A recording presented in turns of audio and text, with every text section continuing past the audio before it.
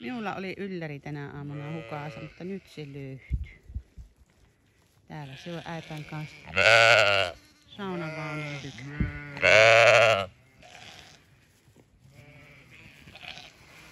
Kuulepa. Ei ole leipää nyt valitettavasti mukana. Joo, ei oo, se on minun kännykkä. Vielä ylläri mennään.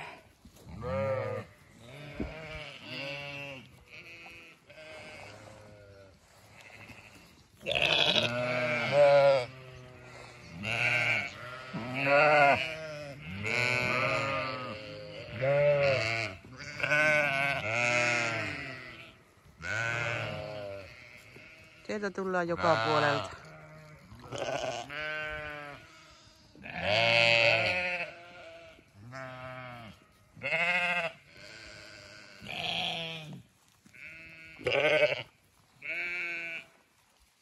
Terveisiä semmoiselle pikkuselle Lukas-pojalle, joka tykkää katsoa Instagramissa näitä bäävideoita.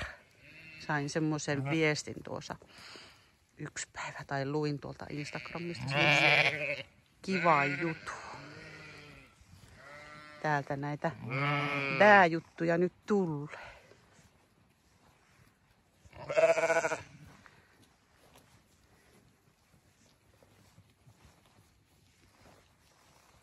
Siellä saa pikkupojat illalla katsoa sitten taas bäävideoita ja laskeskella lampaita, niin tulee hyvin uni.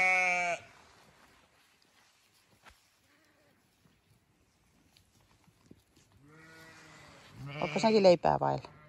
Kato, minulla on tyhjät kädet tällä kertaa.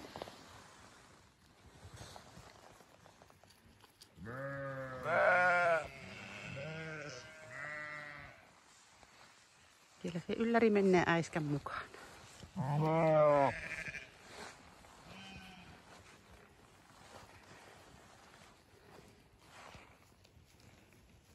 Loikkii kun jänis menee.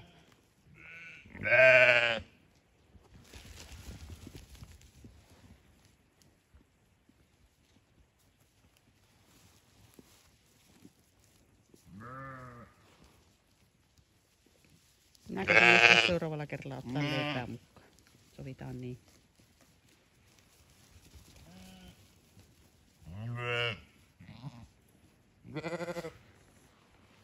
Menkäähän puhistaa Satamantien vartta.